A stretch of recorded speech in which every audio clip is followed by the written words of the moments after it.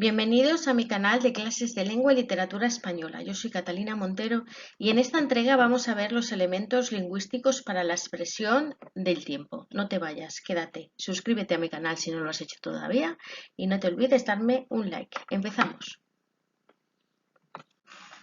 Los diferentes elementos lingüísticos poseen características propias, pero comparten la potencialidad de expresar los mismos contenidos. Por eso no es suficiente estudiar simplemente la morfología, las funciones sintácticas o incluso realizar una clasificación categorial, sino que hay que hacerlo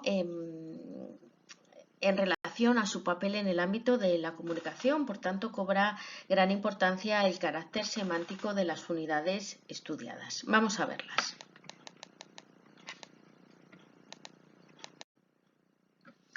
Según la nueva gramática de la lengua española, los adjuntos temporales pueden ser adverbios y locuciones adverbiales como mañana, después de la cena, grupos preposicionales como a las 8 en otoño, grupos nominales este año, oraciones subordinadas mientras se levanta, mientras come. Estos se subdividen a su vez en otros complementos. Serán complementos de localización, como esta semana, el año pasado, de duración, brevemente, para siempre, o complementos de frecuencia, diariamente, mensualmente. Hay que decir que los sustantivos que expresan tiempo se asocian tradicionalmente con los complementos circunstanciales y esa es su función tradicional. No obstante, pueden desempeñar otras funciones e incluso ser sujeto, como en el ejemplo, el otoño traerá lluvias.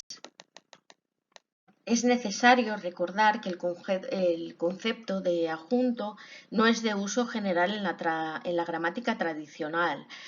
Sí lo es el de complemento circunstancial, que también lo conocemos como aditamento, circunstante, satélite, y bajo su etiqueta de complemento circunstancial de tiempo se comprenden otros dos tipos, que vamos a verlos a continuación.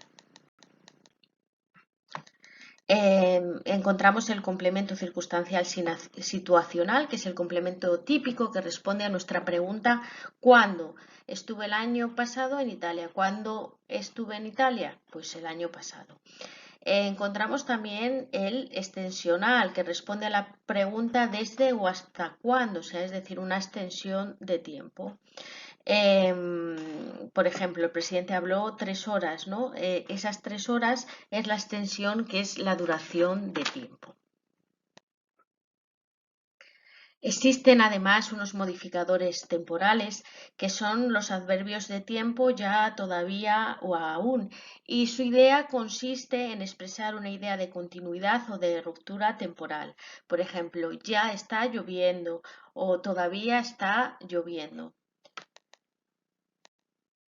Además, los adverbios de tiempo nos permiten localizar un acontecimiento en el momento del habla y los podemos clasificar en dos grupos.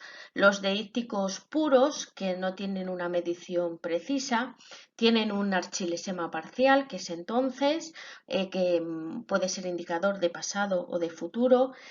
También tenemos un archilesema total positivo, que es siempre a los que se oponen los negativos, ¿no? Que son jamás y nunca. Y el segundo grupo serían los que están sometidos a límites cronológicos. Su eje es la unidad de tiempo en la que se encuentra el hablante, es decir, el hoy con una variante retrospectiva, que es el ayer, y una variante prospectiva, que es mañana. Entonces, tomando estos adverbios como punto de partida, se forman otros indicadores temporales, como puede ser anteayer o pasado mañana.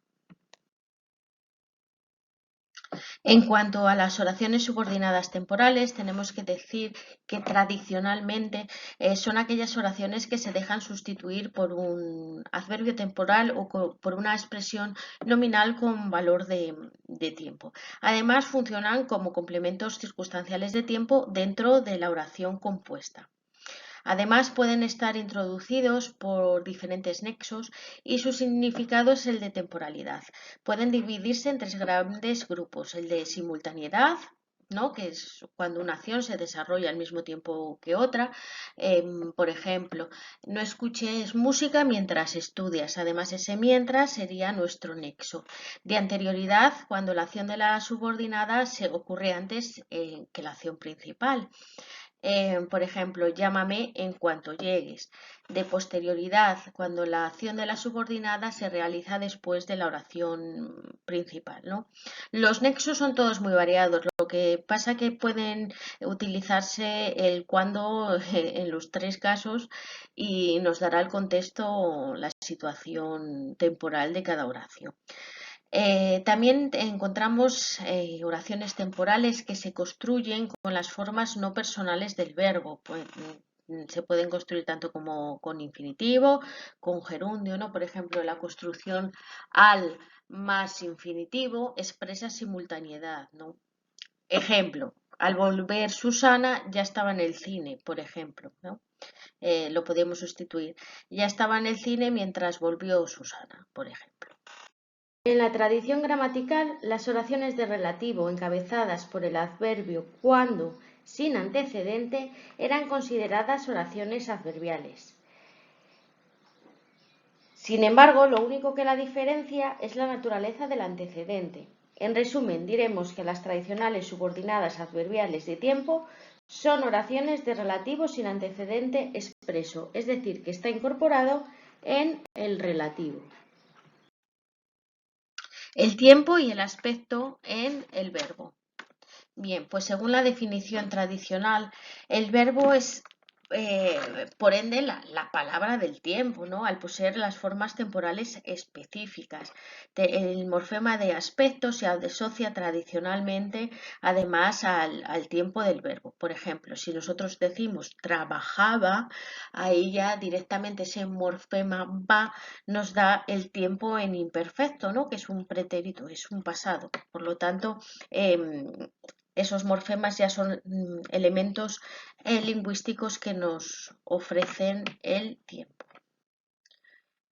Y el adjetivo. El adjetivo también colabora en señalar, ¿no? Temporalmente características léxicas, sobre todo al sustantivo.